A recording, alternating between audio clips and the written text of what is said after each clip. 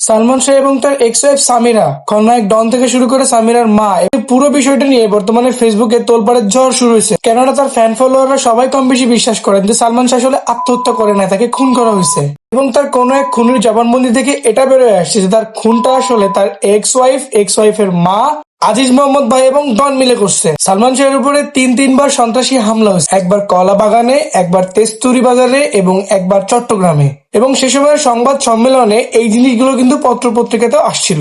এবং এরপর কিন্তু তিনি নিজের জীবনের নিরাপত্তা চেয়ে প্রেস ক্লাবে সংবাদ সম্মেলন করেছেন, রাষ্ট্রের কাছে, আইনের কাছে নিজের সেফটির জন্য নিরাপত্তা চেয়েছেন। সালমান শাহের দুজন বডিগার্ড ছিলেন এবং তার কাছে লাইসেন্স করা একটা বন্দুক ছিল।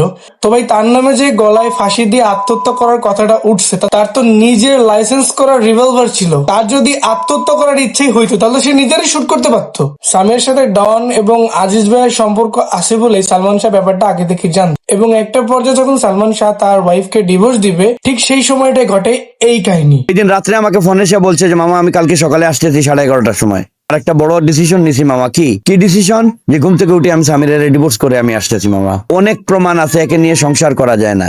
প্রমাণগুলা জনগণ বা মিডিয়া জেনে যাবে,